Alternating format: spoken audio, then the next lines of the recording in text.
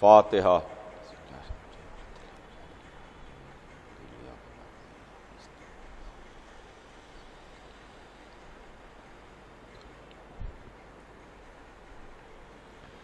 اعوذ باللہ السمیع العلیم من الشیطان اللعین الرجیم، بسم اللہ الرحمن الرحیم، الحمد للہ رب العالمین، والصلاة والسلام علی سیدنا و نبینا و شفیعنا بالقاسم محمد وآلہ الطیبین الطاہرین المعصومین، ولعنۃ اللہ علی اعدائہم اجمعین من یومنا ھذا الی یوم الدین۔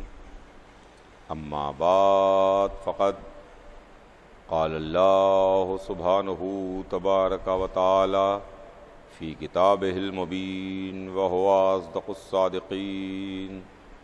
بسم اللہ الرحمن الرحیم، ان الدین عند اللہ الاسلام۔ خداوند عالم قرآن مجید میں ارشاد فرماتا ہے کہ یقیناً دین اللہ کے نزدیک اسلام ہے۔ عزیزان گرامی، مسلسل چاند رات سے آپ کی خدمت میں ایک عشرہ مجالس کا آغاز ہوا، اور جو عشرہ مجالس سلسلہ ہدایت کے عنوان سے جاری ہے۔ ہمارے آپ کے درمیان جو گفتگو ہے، جو بات ہے، جو واقعات ہیں، جو چیز بیان کرنے کی میں کوشش کر رہا ہوں، وہ ان ہادیوں اور ان رہبروں کا سلسلہ ہے اور ان کے واقعات ہیں کہ جن کو اللہ نے ہماری ہدایت کے واسطے منتخب کر کے بھیجا۔ چنانچہ اس سلسلے میں نے آپ کی خدمت میں کچھ انبیاء کے تعلق سے گفتگو کی۔ آج جو کچھ بھی ہے وہ عرض کر کے کل سے انشاءاللہ بات کا رخ آگے بڑھ کے گھوم جائے گا۔ کل میں نے آپ کی خدمت میں عرض کیا تھا جناب ابراہیم کے تعلق سے۔ کل میں نے آپ کی خدمت میں کچھ باتیں عرض کی تھیں کہ علماء اسلام ارکان حج کے سلسلے میں غور کریں، اس لیے کہ ان کو محرم کے سلسلے میں اعتراض ہوتا ہے مگر حج میں کوئی اعتراض نہیں ہوتا۔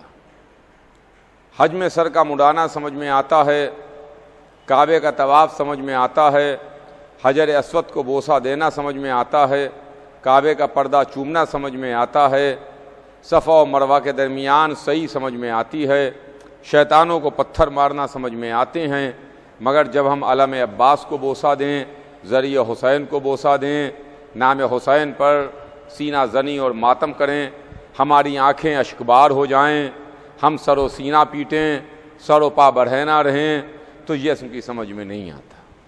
ٹھیک ہے، اپنی اپنی فکر ہے، اپنی اپنی سمجھ ہے۔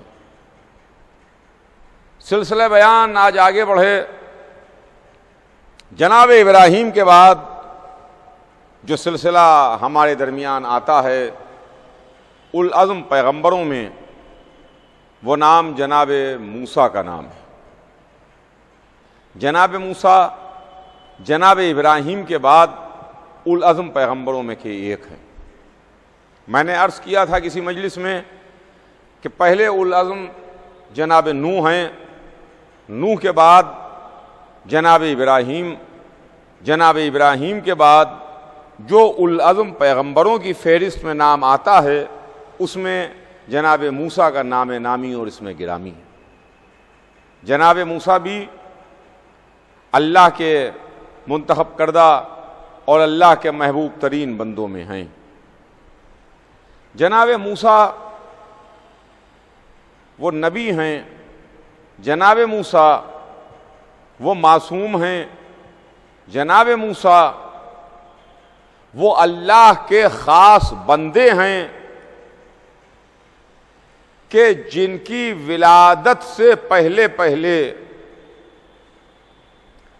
صرف ایک موسیٰ کی تلاش تھی، جن کے واسطے کئی ہزار بچوں کو قتل کرا دیا گیا، کئی ہزار پیدا ہوئے بچے ذبح کر دیے گئے، فرعون نے ان کو قتل کر دیا، فرعون نے پیدا ہوئے بچوں کو ذبح کر دیا، جن کی کوئی غلطی نہیں تھی، جن کی کوئی خطا نہیں تھی، جن کا کوئی جرم نہیں تھا، محض اس وجہ سے کہ کہیں اسی بچوں میں موسیٰ بھی نہ ہوں جو ہماری حکومت کو، ہماری خدائی کو، ہمارے اقتدار کو مٹا دیں، ختم کر دیں، باطل کر دیں۔ فرعون کے دل میں ایک ڈر تھا، فرعون کے دل میں ایک خوف تھا، فرعون کے دل میں ہر وقت یہ ایک دھچکا لگا رہتا تھا، کیا ایسا تو نہیں ہے کہ وہ بچہ بچ جائے اور محفوظ رہ جائے اور بعد میں آگے چل کے میری خدائی کو باطل کرے، میری حکومت کو پلٹ دے، میرا تخت پلٹ جائے، میری حکومت نہ رہے۔ لیکن آپ دیکھیے، آپ کو تاریخ بھی بتائے گی، آپ کو قرآن بھی بتائے گا کہ جہاں اللہ جس کو رکھنا چاہتا ہے اس کو کوئی مٹا نہیں سکتا، اس کو کوئی فنا نہیں کر سکتا، اس کا کوئی بال بھی پیکا نہیں کر سکتا۔ چنانچہ یہ مرضی پروردگار تھی کہ موسیٰ رہیں گے، موسیٰ زندہ رہیں گے، موسیٰ پلیں گے، مگر فرعون ہی کے قصر میں پلیں گے، فرعون ہی کے محل میں پلیں گے۔ ایک موسیٰ کی خاطر ہزاروں بچوں کو قتل کرا دیا گیا، ہزاروں بچے ایک معصوم موسیٰ پر قربان ہو گئے، تو اس سے آپ معصوم کی زندگی کی قیمت اور اہمیت کا اندازہ لگائیے کہ ہزاروں غیر معصوم بچے وہ قتل کر دیے جاتے ہیں ایک معصوم کو بچانے کے واسطے۔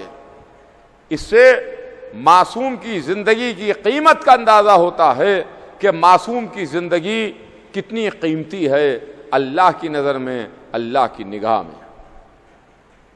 اور اس کے بعد جناب موسیٰ دنیا میں تشریف بھی لائے، پیدا بھی ہوئے، ان کی ماں نے لکڑی کے ایک صندوق میں رکھ کے ان کو دریا میں ڈال دیا، اور اس کے بعد وہ دریا میں صندوق بہتا ہوا چلا، فرعون کے قصر کے قریب پہنچا، فرعون کے محل کے قریب پہنچا۔ فرعون کے غوطہ خوروں نے دریا سے وہ تابوت نکالا، اب جو کھولا تو اس میں ایک نورانی صورت دکھائی دی، ایک ایسا معصوم بچہ نظر آیا کہ جو اپنی طرف اٹریکٹ کر رہا تھا، جس کی نگاہیں اپنی طرف کھینچ رہی تھیں۔ یہ بھی مرضی پروردگار ہے کہ فرعون جو تو چاہے گا وہ نہیں ہو پائے گا، جو میں چاہوں گا وہ ہوگا۔ نبی میرا ہوگا، بندہ میرا ہوگا، پیغام میرا پہنچائے گا، مگر رہے گا تیرے قصر میں، پلے گا تیرے محل میں۔ جس آغوش میں پلے گا وہ آغوش تیری زوجہ کی آغوش ہوگی، مگر اتنا ذہن میں رکھیے گا کہ معصوم جس گود میں پلتا ہے وہ آغوش پاک ہوتی ہے، معصوم کسی نجس گود میں نہیں پلتا، معصوم کسی نجس آغوش میں نہیں پلتا۔ اللہ نے فرعون کے محل میں جناب موسیٰ کے واسطے پاک گود کا انتظام بھی کیا، پاک غذا کا انتظام بھی کیا۔ جو جناب موسیٰ غذا نوش فرماتے تھے وہ غذا بھی پاک تھی، جس گود میں پل رہے تھے وہ گود بھی پاک تھی۔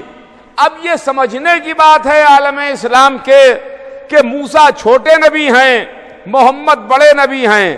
اللہ چھوٹے نبی کے لیے موسیٰ کے محل میں پاک آغوش کا انتظام بھی کر سکتا ہے، پاک گود کا انتظام بھی کر سکتا ہے، پاک غذا کا انتظام بھی کر سکتا ہے، مگر اپنے حبیب کے واسطے، سب سے بڑے نبی کے واسطے مکے میں کافر آغوش کا انتظام کرے گا؟ کیا محمد معاذ اللہ کافر کی گود میں پلیں گے؟ کہا استغفر اللہ خاکم بدہن، ایسا ہرگز نہیں ہے۔ اگر موسیٰ چھوٹے نبی ہو کے پاک گود میں پل سکتے ہیں تو محمد بھی بڑے نبی ہو کر کے جس گود میں پلیں گے وہ آغوش پاک آغوش ہوگی۔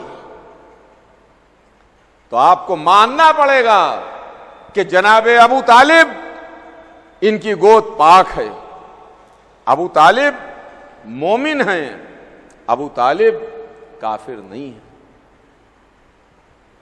اگر آپ نے جناب ابو طالب کو کافر مانا تو پھر حضور سرور کائنات کے سلسلے میں کیا خیال ہے؟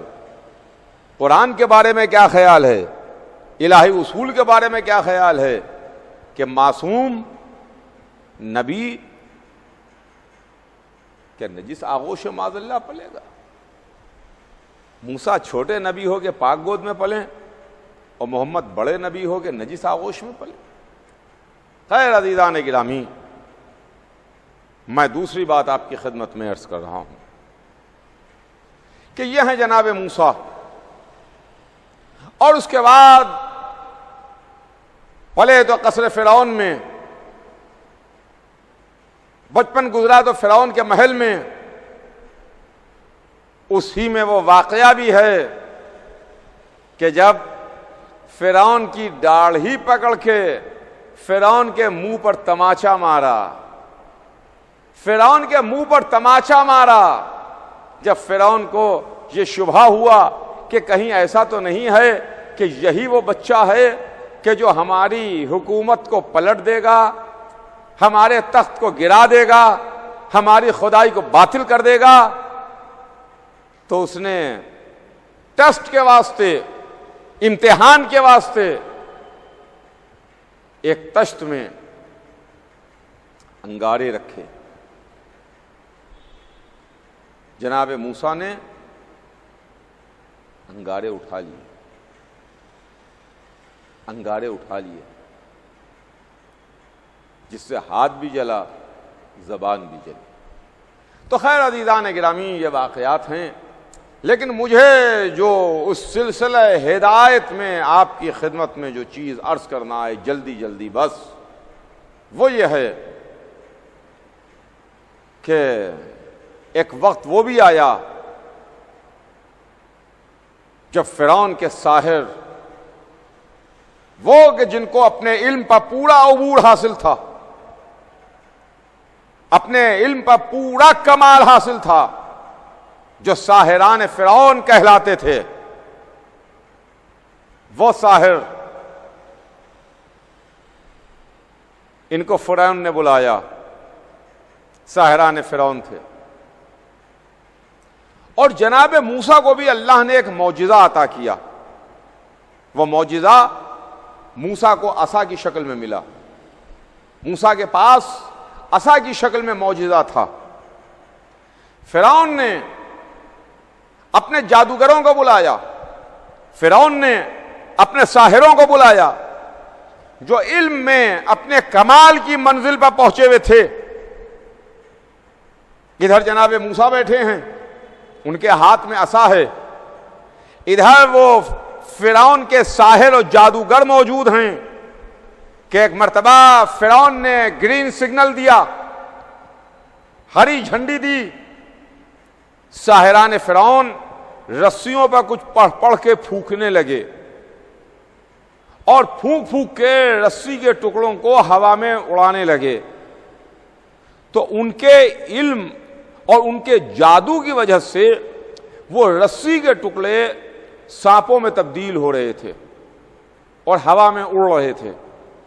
ساحر رسی کے ٹکڑوں پر کچھ پڑھ رہے تھے، پھونک رہے تھے، اس کو ہوا میں ڈال رہے تھے، وہ رسی کے ٹکڑے سانپوں میں بدل رہے تھے اور وہ سانپ ہوا میں اڑ رہے تھے۔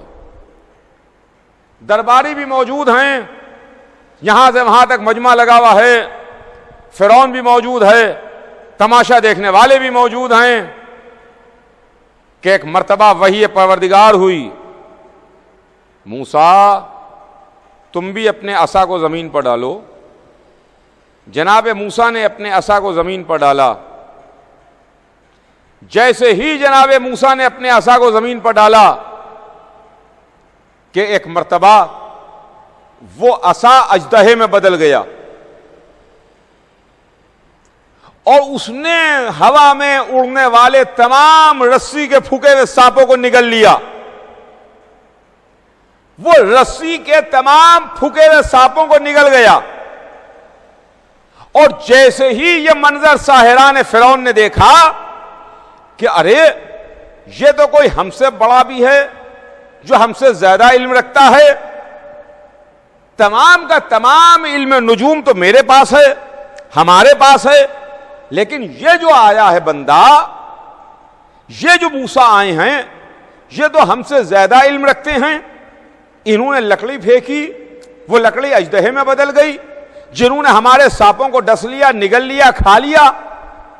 تو قرآن کہتا ہے وہ تمام کے تمام ساحر جو اپنے علم میں، علم سحر میں، علم نجوم میں کمال پر پہنچے ہوئے تھے، انہوں نے جب اپنے سے کسی بڑے کو دیکھا تو وہ فوراً سب کے سب سجدے میں چلے گئے، اور یہ کہتے ہوئے سجدے میں چلے گئے کہ آمنا برب العالمین رب موسیٰ، ہم عالمین کے خدا پر ایمان لائے۔ دیکھیے گا یہ قرآن میں کلمہ ہے، جب میں آپ کو کلمہ بھی قرآن سے دکھا رہا ہوں، قرآن میں بھی کلمہ موجود ہے۔ آج لوگ بات بات پر کہتے ہیں کہ صاحب قرآن میں دکھائیے، قرآن میں دکھائیے کہاں لکھا ہے، قرآن میں دکھائیے کہاں لکھا ہے۔ معاملہ یہ ہے کہ قرآن میں لکھی ہوئی ہر چیز ہے، بس دیکھنے کے واسطے نگاہ چاہیے ہے، علم چاہیے ہے۔ آمنا برب العالمین، ہم عالمین کے رب پر ایمان لائے۔ رب موسیٰ و ہارون، موسیٰ اور ہارون کے خدا پر ایمان لائے۔ میں کہوں گا ساحران فرعون، سبحان اللہ سبحان اللہ، ماشاء اللہ ماشاء اللہ، کیا کلمہ تم نے پڑھا، آمنا برب العالمین رب موسیٰ و ہارون۔ قرآن میں ہے، اٹھا کے دیکھ لیجئے آپ، ہم عالمین کے رب پر ایمان لائے، موسیٰ اور ہارون کے رب پر، خدا پر ایمان لائے۔ اے ساحران فرعون، ان منٹوں میں، ان لمحوں میں تمہیں کلمہ کس نے سکھا دیا؟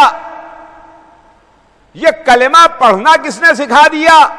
اور کلمہ بھی مکمل کلمہ کس نے سکھا دیا؟ جہاں تم نے کیسے پہچانا کہ نبی کا نام اکیلے نہیں لیا جاتا جب تک وسیع کو بھی شامل نہ کر لیا جائے۔ آمنا برب العالمین، ہم عالمین کے رب پر ایمان لائے۔ آمنا برب العالمین، عالمین کے رب پر ایمان لائے۔ رب موسیٰ و ہارون، موسیٰ اور ہارون کے رب پر ایمان لائے۔ موسیٰ کا نام بھی ہے، خدا کا نام بھی ہے، ہارون کا نام بھی ہے، موسیٰ کا نام بھی ہے، موسیٰ کے وسیع کا نام بھی ہے، ہارون کا نام بھی ہے۔ تو پتہ یہ چلا کہ جب مکمل ایمان آتا ہے تو مکمل ایمان اسی وقت ہوتا ہے کہ جب نبی کے ساتھ ساتھ وسیع کا نام بھی شامل کیا جائے۔ آج دنیا ہم سے کہتی ہے کہ صاحب آپ تو کلمے میں، اپنی اذان میں اشہد ان علی ولی اللہ بھی کہتے ہیں، تو یہ اشہد ان علی ولی اللہ کہاں سے ہے؟ لا الہ الا اللہ تو سمجھ میں آتا ہے، محمد الرسول اللہ تو سمجھ میں آتا ہے، مگر علی ولی اللہ کہاں سے ہے؟ تو عزیزان گرامی، میں اس وقت اپنے تمام سننے والوں کی خدمت میں یہ عرض کروں کہ دیکھیے، ہم جو کلمہ پڑھتے ہیں اس میں 3 کلمے ہیں، لا الہ الا اللہ، محمد رسول اللہ، علی ولی اللہ، تو ایک اللہ ہے جو خالق ہے، مالک ہے، رب ہے، جس کا دین ہے، جس کا مذہب ہے۔ محمد اس کے رسول ہیں، نبی ہیں، رسول ہیں۔ علی رسول کے وصی ہیں، جانشین ہیں، خلیفہ ہیں۔ یہ تین نام ہیں جو ہم اذان میں لیتے ہیں، کلمے میں لیتے ہیں۔ آج کوئی ہم سے نہ سوال کرے اب کہ ہم علی ولی اللہ کلمے میں کیوں کہتے ہیں، اپنی اذان میں علی ولی اللہ کیوں کہتے ہیں۔ یہ ہم نے کلمے اور اذان میں علی ولی اللہ قرآن سے لیا ہے، اور ہم نے ساحران فرعون سے سیکھا ہے کہ جب ایمان آتا ہے، جب دل میں ایمان اور عقیدہ راسخ ہوتا ہے، تو اللہ اور نبی کے ساتھ ساتھ وسیع کا نام بھی آتا ہے۔ ساحروں نے کیا کہا؟ آمنا برب العالمین، ہم نے کہا لا الہ الا اللہ، انہوں نے کہا کہ رب موسیٰ، ہم نے کہا محمد رسول اللہ، ان کا رب موسیٰ و ہارون، ہم نے کہا علی ولی اللہ۔ اب اس کے بعد جو ساحر سجدے سے اٹھے، پیشانیوں کو خاک پر رکھ دیا تھا، اب جو سجدے سے بلند ہوئے اٹھے تو یہ کہتے ہوئے اٹھے، فرعون جو تیرا دل چاہے بگاڑ دے، اب ہم خوف کھانے والے نہیں ہیں، اب ہم تجھ سے ڈرنے والے نہیں ہیں۔ معلوم یہ ہوا کہ جب ایمان آ جاتا ہے تو پھر کسی کی عزت نظر میں نہیں رہتی ہے۔ جھوٹے خدائی کا دعویٰ کرنے والے، جھوٹے دعوے کرنے والے، تخت و تاج پر بیٹھنے والے، تخت تاج لگانے والے، ان کی عزت نہیں رہتی ہے۔ جب اللہ، رسول اور رسول کے وصی، نائب اور جانشین، ان کے سلسلے میں ایمان اور عقیدہ راسخ ہو جاتا ہے، تو عزیزان گرامی، جو جناب موسیٰ کی منزل ہے، جہاں ساحران فرعون نے کلمہ پڑھا، اور اس کے بعد یہی جناب موسیٰ جب ایک منزل پر چلے، اپنے قوم اور قبیلے والوں کو لیے ہوئے، 12 قبیلے والے، 12 قوم والے، 12 الگ الگ قبیلے، دریا کو عبور کرنے کی منزل آئی، اس لیے کہ پیچھے پیچھے فرعون بھی لشکر لیے ہوئے آ رہا تھا، فرعون کا لشکر بھی آ رہا تھا۔ جناب موسیٰ اپنے قبیلے والوں کو لیے ہوئے، 12 قبیلے والوں کو لیے ہوئے دریا کے قریب پہنچے کہ ایک مرتبہ وحی پروردگار آئی کہ موسیٰ اپنے عصا کو دریا کے دہانے پر مارو۔ موسیٰ نے اپنے عصا کو دریا کے دہانے پر مارا۔ جیسے ہی دریا کے دہانے پر موسیٰ نے عصا کو مارا کہ ایک مرتبہ دریا میں راستے بنے،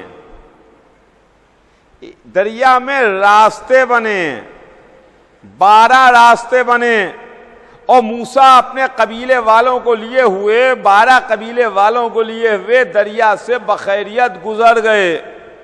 پانی ہٹا، پانی دیوار بن کے کھڑا ہوا، اور موسیٰ بآسانی قبیلے والوں کو لیے ہوئے دریا سے عبور کر گئے، دریا کو پار کر گئے۔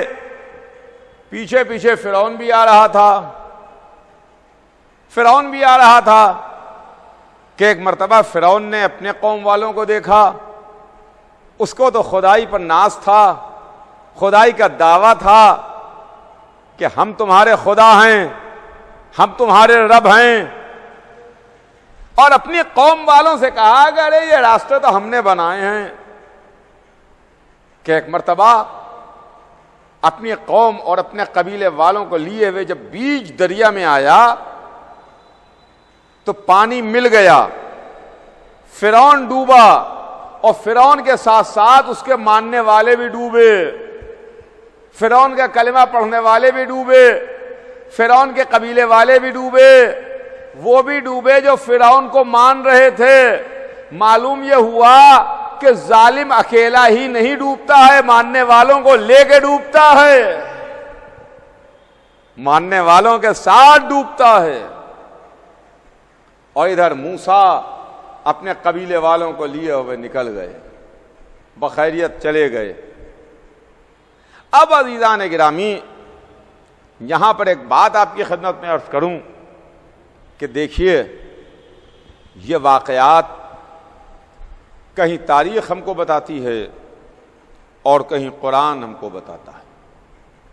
جو میں مسلسل آپ کی خدمت میں مختلف انبیاء کے تعلق سے عرض کرنے کی کوشش کر رہا ہوں، اور یہ ایک سلسلہ ہے جو سلسلہ ہدایت کا سلسلہ ہے، جو رہبری کا سلسلہ ہے۔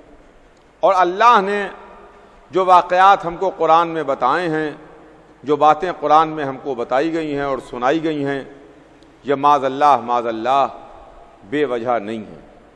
ان کے پیچھے کوئی نہ کوئی راز ہے، کوئی نہ کوئی سوال ہے اور کوئی نہ کوئی سمجھ ہے۔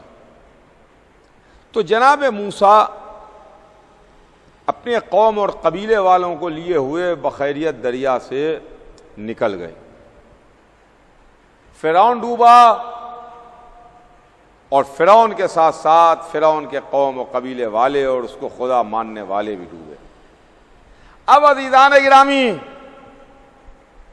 یہ محرم ہے، امام حسین علیہ السلام کے غم کا زمانہ ہے، حسین کی ہم اور آپ یاد منا رہے ہیں۔ حسین محمد کے نواسے، حسین علی و فاطمہ کے بیٹے۔ آپ جو امام حسین علیہ السلام کی ایک زیارت پڑھتے ہیں، زیارت وارثہ، اس میں حسین ابن علی پر سلام کرتے ہیں، اور سلام اس طرح سے ہے کہ نبیوں کا نام لے کے ان کی وراثت کا ذکر کر کے امام حسین پر سلام کیا جاتا ہے۔ آدم کے وارث تم پر سلام، نوح کے وارث تم پر سلام، ابراہیم کے وارث تم پر سلام، موسیٰ کے وارث تم پر سلام، عیسیٰ کے وارث تم پر سلام۔ تو جناب موسیٰ کا نام بھی لے کے ہم حسین پر سلام کرتے ہیں کہ موسیٰ کے وارث حسین آپ پر ہمارا سلام۔ کیا وجہ ہے، کیا بات ہے؟ شاید اس کے پیچھے راز یہ ہو، اس کے پیچھے وجہ یہ ہو کہ حسین موسیٰ کے وارث ہیں۔ موسیٰ اپنی قوم والوں کو لیے ہوئے دریا سے نکل گئے، فرعون ڈوبا، فرعون کے ماننے والے بھی ڈوبے۔ عزیزان گرامی، حسین نے جو کشتی نجات ہیں، حسین اپنے ساتھ جو بھی آیا اس کو لیے ہوئے جنت میں آ گئے۔ صبح عاشورہ آنے والا ہو آیا جو یزید کے لشکر سے حسین کے لشکر میں آیا، شب عاشور تک، رات تک یزید کے لشکر میں تھا، یزید کے لشکر کا کمانڈر تھا، یزید کے لشکر کا سپاہی تھا۔ صبح عاشورہ حسین کے قدموں میں آیا تو حسین نے اس کو بھی نجات دے دی، اس کو بھی لیے ہوئے سفینے پر بٹھائے ہوئے لے کے چلے گئے۔ لیکن اب یہاں پر یزید ہے اور یزید کے ماننے والے ہیں، یزید کی تعریف کرنے والے ہیں۔ یزید کے سلسلے میں آج بھی کچھ لوگ نیک خیالات کا اظہار کرتے ہیں۔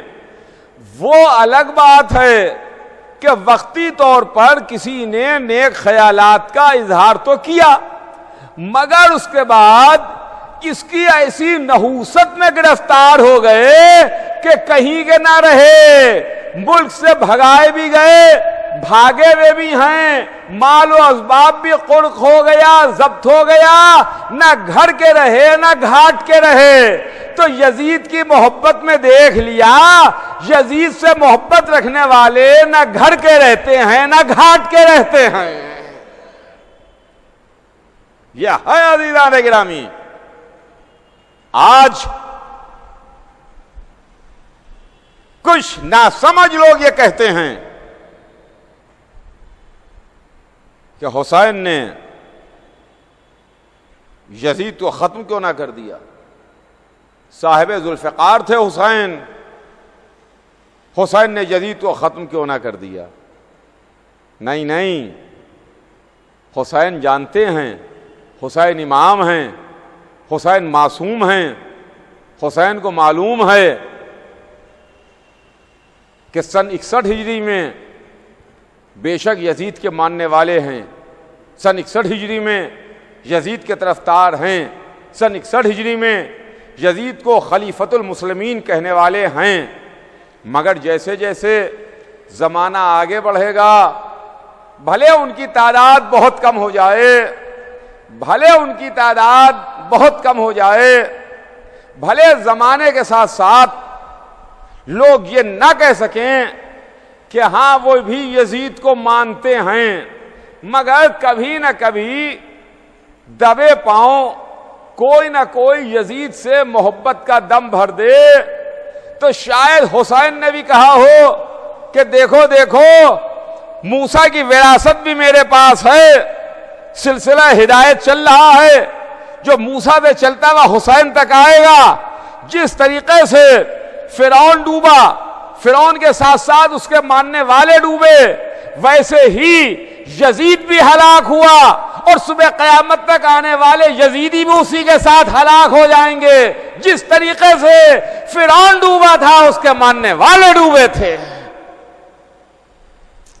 ہاں عزیزان گرامی، یہ منزل ہے، یہ جناب موسیٰ ہے، خدا کی قسم۔ بات کو جلدی جلدی آگے بڑھاؤں، سلسلہ موسیٰ سے ہوتا ہوا آگے بڑھا، اور زمانہ اس در تک آ گیا،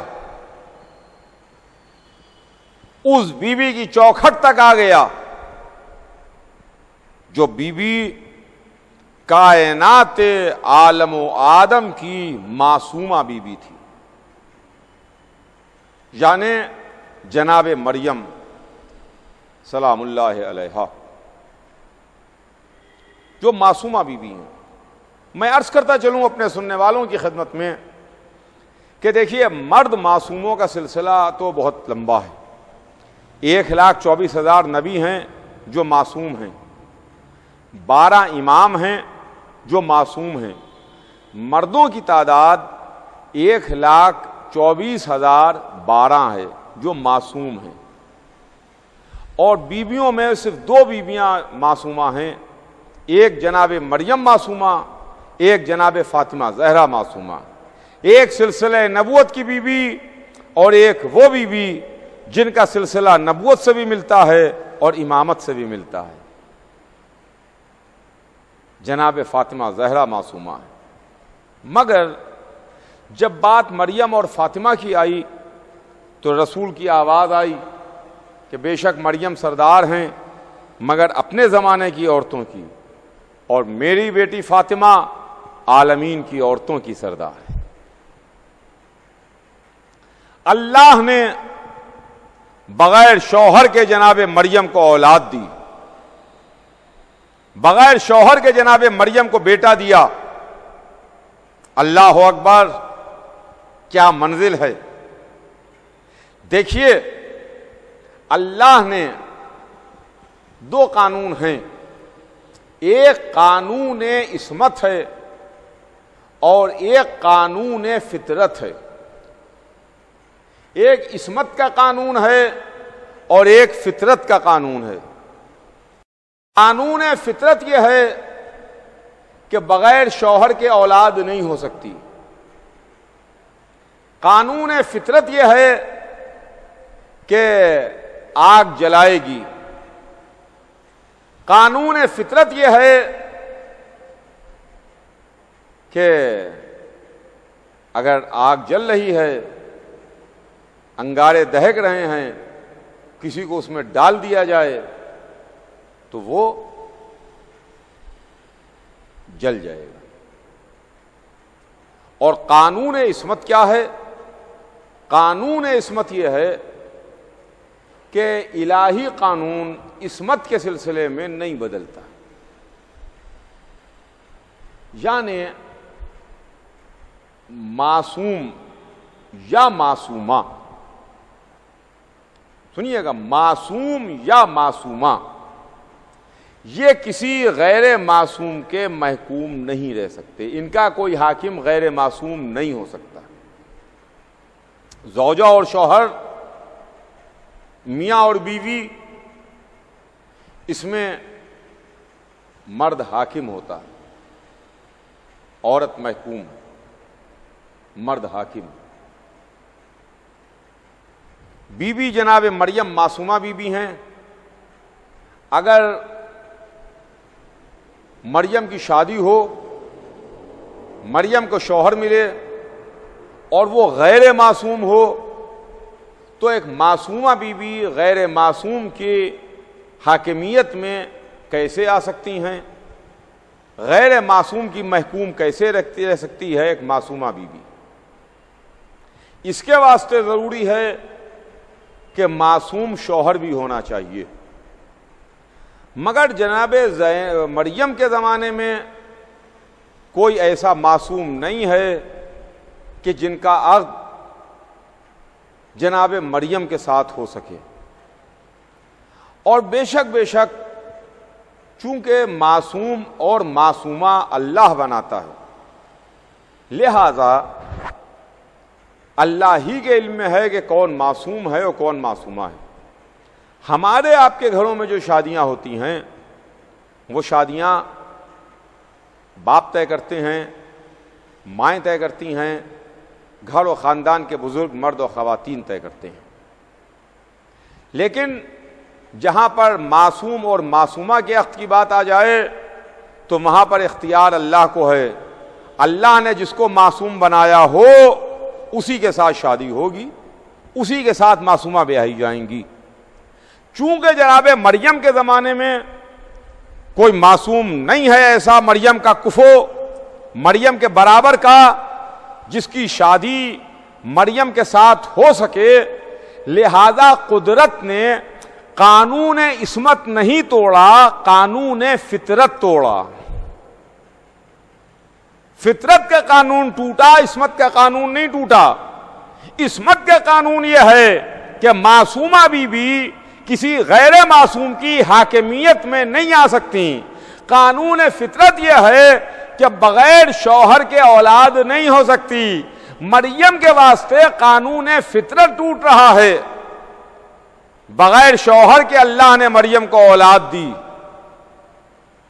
جناب عیسیٰ کی ولادت ہوئی، اور جب جناب عیسیٰ پیدا ہوئے تو مریم کے قوم و قبیلے والوں نے جناب مریم کی عصمت کی طرف انگلیاں اٹھانا شروع کی اور یہ کہنا شروع کیا کہ تم تو ایسی نہیں تھیں، تمہارا باپ، تمہارا دادا، تمہارا خاندان کوئی بھی ایسا نہیں تھا۔ ادھر مریم خاموش ہیں، مریم چپ ہیں، گہوارے میں پیدا ہوا بچہ لیٹا ہوا ہے، ابھی جس کی ولادت ہوئی ہے وہ جھولے میں لیٹا ہے کہ ایک مرتبہ مریم منہ سے کچھ نہیں بولتی، مگر جب مریم کی عصمت کی گواہی دینے کی بات آتی ہے تو مریم نے پیدا ہوئے بچے کی جانب اشارہ کیا، انگلی سے اشارہ کیا کہ آپ اس بچے سے پوچھ لیجئے۔ لوگ بچے کی جانب مڑے تو بچہ جھولے سے بولا، انی عبداللہ آتانی الکتاب جعلنی نبیہ، میں اللہ کا بندہ ہوں، اللہ نے مجھے کتاب دی ہے، اللہ نے مجھے نبی بنایا ہے۔ یہ گہوارے میں عیسیٰ بول رہے ہیں، گہوارے میں عیسیٰ کلام کر رہے ہیں کہ میں اللہ کا بندہ ہوں، اللہ نے مجھے کتاب دی ہے، اللہ نے مجھے نبی بنایا ہے۔ ارے کسی کو حیرت نہیں ہوئی کہ پیدا ہوا بچہ بولتا کیسے ہے؟ ابھی جو بچہ پیدا ہوا ہے وہ بول کیسے رہا ہے؟ اور صرف بول ہی نہیں رہا ہے، بڑی بڑی باتیں کر رہا ہے جو آج تک فکر انسانی کو جھنجھوڑ رہی ہیں کہ میں اللہ کا بندہ ہوں، اللہ نے مجھے کتاب دی ہے، اللہ نے مجھے نبی بنا کے بھیجا ہے۔ معلوم یہ ہوا کہ دیکھو کہ جو معصوم ہوتا ہے وہ اب بات کا اعلان بھی کرتا ہے کہ وہ اللہ کا بندہ ہے، اور کوئی اللہ ہے، اللہ خالق ہے، اللہ مالک ہے، اللہ نے مجھے کتاب دی ہے، اللہ نے مجھے عہدہ دیا ہے، نبی بنایا ہے۔ تو عزیزان گرامی، عیسیٰ نے لکڑی کے جھولے میں اپنی نبوت کا اعلان کیا، کتاب ملنے کا اعلان کیا۔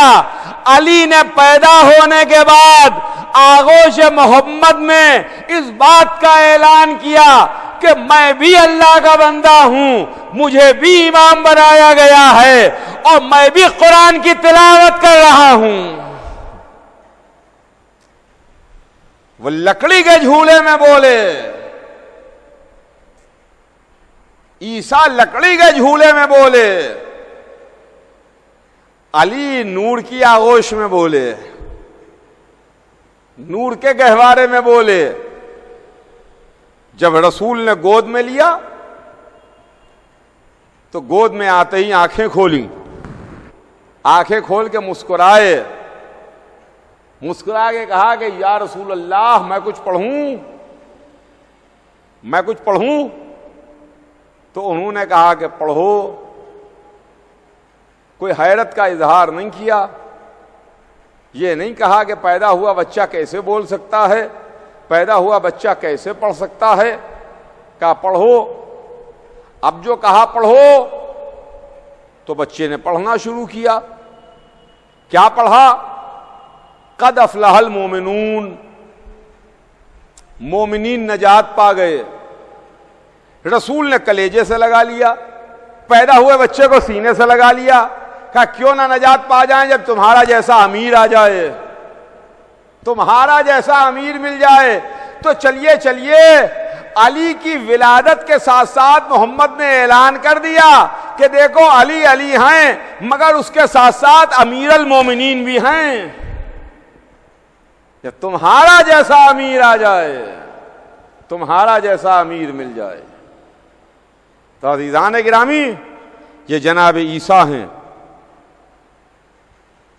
جو گہوارے میں اعلان کر رہے ہیں، اپنی ماں کی عصمت کا اعلان کر رہے ہیں، اپنی ماں کی عصمت کی گواہی دے رہے ہیں۔ بس وقت تمام ہوا اور بات تمام کرو۔ سلسلہ بیان کل انشاءاللہ آگے بڑھے گا، آج بات یہیں پر تمام کہ عیسیٰ گہوارے میں ہیں، ماں کی عصمت، ماں کی پاک دامنی، ماں کی عصمت کی گواہی ہے۔ ماں منہ سے نہیں بولی، ماں خاموش ہے، ماں نے صرف انگلی کا اشارہ کیا ہے جھولے میں لیٹے ہوئے بچے کی جانب۔ ہاں عزیزوں، بے شک مریم ماں ہیں، عیسیٰ بیٹے ہیں۔ بے شک ماں اپنی اولاد کو، اپنے بچے کو، اپنے بیٹے کو بہت چاہتی ہے، بہت عزیز رکھتی ہے۔ باپ بھی اپنی اولاد کو چاہتا ہے، باپ بھی اپنی اولاد کو عزیز رکھتا ہے، لیکن ماں کا مرتبہ بڑا بلند ہے۔ اور جو ایک زبان میں ہماری لفظ ہے مامتا، مامتا ماں کے واسطے ہے، ماں کی محبت کو مامتا کہا جاتا ہے۔ باپ کی محبت کے واسطے ہمارے پاس کوئی لفظ نہیں ہے۔ مامتا تو ہے، مامتا لفظ بولا جاتا ہے، مامتا کے معنی ڈکشنری میں دیکھ لیجئے، ماں کی محبت، لیکن باپ کی محبت کے لیے کوئی لفظ نہیں ہے۔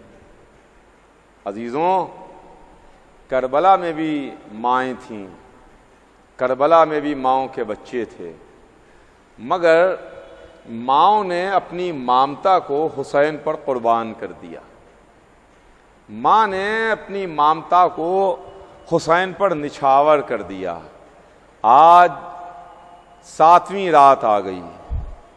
دیکھیے بات کہتے میں کس تیزی کے ساتھ دن بڑھ رہے ہیں، تاریخیں بڑھ رہی ہیں. یہ 7ویں رات ہے.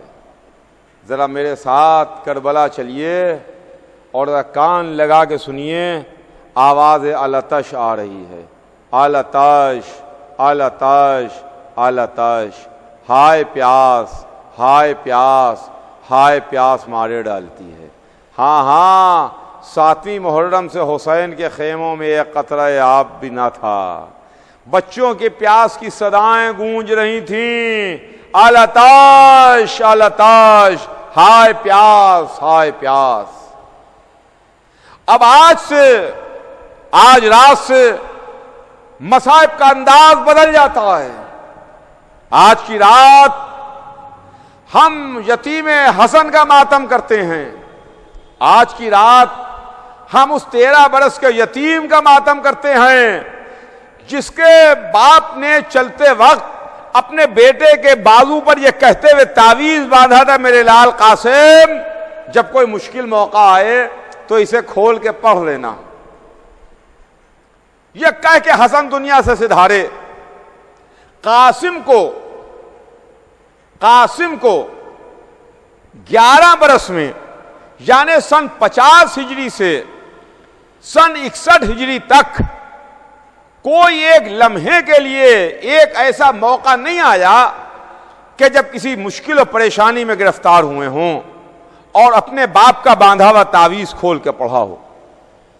ہائے کتنا چاہنے والا چچا ہے حسین، ہائے کتنا چاہنے والا چچا ہے حسین، جس نے اپنے بھتیجے کا اتنا خیال رکھا اتنا خیال رکھا اتنا خیال رکھا کہ ایک لمحے کے واسطے بھی قاسم کے ذہن میں یہ خیال نہیں آیا کہ باپ کا باندھا ہوا تعویذ کھول کے پڑھ لیں. مگر جب کربلا کے میدان میں حسین سے اجازت نہ ملی تو قاسم خیمے میں جا کے بیٹھ گئے. سوچنے لگے میرے چچا اجازت نہیں دیتے، کیا کروں، کیسے اپنے چچا پر جان قربان کروں. خیمے میں جاتا ہوں تو ماں خیمے میں نہیں بیٹھنے دیتی، خیمے کے باہر آتا ہوں چچا باہر نہیں ٹھہرنے دیتے. عجب کشمکش کا عالم تھا. خیمے میں گئے، ماں نے کہا جاؤ میرے لال چچا پر جان قربان کرو. خیمے کے باہر آئے تو حسین کہتے ہیں تم تو میرے بھائی کی نشانی ہو، تم تو میرے بھائی کی یادگار ہو. کہ ایک مرتبہ ایک خالی خیمے میں جا کے قاسم بیٹھ گئے، کچھ سوچنے لگے. کچھ خیال آیا کہ میرے بابا نے چلتے چلتے مجھے اپنے قریب بلایا تھا اور یہ کہتے ہوئے ایک تعویذ باندھ دیا تھا، میرے لال قاسم جب کوئی مشکل موقع آئے تو اسے کھول کے پڑھ لینا. قاسم نے وہ تعویذ کھولا، کھول کے دیکھا، پڑھا. باپ کا اجازت نامہ تھا. جلدی سے اس کو لیے ہوئے حسین کی خدمت میں آئے. اے چچا اپنے بابا کی سفارش لے آیا. حسین نے بیابان میں بھائی کی تحریر کو دیکھا، لکھا ہوا تھا میرے بھیا میں نہ ہوں گا، میرے بدلے میں قاسم کو اجازت دے دیجئے گا، میرے بدلے قاسم آپ پر جان قربان کرے گا. حسین نے جنگل میں بھائی کی تحریر کو دیکھا، آنکھوں سے لگایا، سینے سے لگایا، قاسم کو گلے سے لگا کے بہت روئے. جب گشت فاقہ ہوا کہا جاؤ میرے لال خدا حافظ. قاسم کو خدا حافظ کہا. قاسم کا قد اتنا کم تھا کہ خود سے رہوار پر سوار نہیں ہو سکتے تھے. عباس نے گود میں اٹھایا، قاسم کو سوار کیا. میں کہوں گا آقا عباس آپ نے گھوڑے پر سوار تو کر دیا، اب جب قاسم گھوڑے سے گریں گے تو اتارے گا کون؟ اس وقت کون سہارا دے گا؟ میرا دل کہتا ہے جنت سے دادی آ جائے گی، جنت سے فاطمہ آ گئی ہوں گی. قاسم چلے، حسین کو جھک کے سلام کیا، عباس کو سلام کیا. کہ ایک مرتبہ حسین نے قاسم کو اپنے قریب بلایا. قاسم اپنے چچا کے قریب آئے. رہوار کا رخ موڑا، چچا کے قریب پہنچے تو حسین نے قاسم کا گریبان چاک کر دیا، قاسم کا گریبان چاک کر دیا۔ مجھے نہیں معلوم کہ حسین نے یتیم بھتیجے کا گریبان کیوں چاک کیا، مجھے نہیں معلوم، لیکن شاید میرا دل کہتا ہے کہ شاید اس واسطے گریبان چاک کیا ہو کہ جب یتیم پوتا دادا کی خدمت میں جائے تو فریادی بنا ہوا جائے۔ بے نیام تلوار لیے ہوئے میدان میں آئے، ارزق شامی اور اس کے بیٹوں کو واصل النار کیا، اور اس کے بعد جب ارزق شامی خود مقابلے پر آیا تو قاسم نے ایک ہی وار میں اس کو بھی تہہ تیغ کیا۔ قاسم لڑ رہے تھے، دشمنوں کو بھگا رہے تھے، دشمنوں کو قتل کر رہے تھے، مگر 13 برس کا پیاسا شہزادہ کہاں تک لڑتا، کہاں تک تلوار چلاتا کہ ایک مرتبہ چاروں طرف سے دشمنوں نے گھیر لیا۔ قاسم گھوڑے سے زمین پر آئے، آواز دی، یا اماں ہو ادرکنی، یا اماں ہو ادرکنی، اے چچا جلدی مدد کو آئیے۔ ادھر سے حسین چلے، عباس و علی اکبر چلے، اب جو قاسم کے سرہانے پہنچے، قاسم دنیا سے سدھار چکے تھے، حسین نے منہ پر منہ رکھ دیا، اے میرا تیرا چچا آ گیا، مگر تجھ سے بڑا شرمندہ ہے، وقت پر تیری مدد نہ کر سکتا۔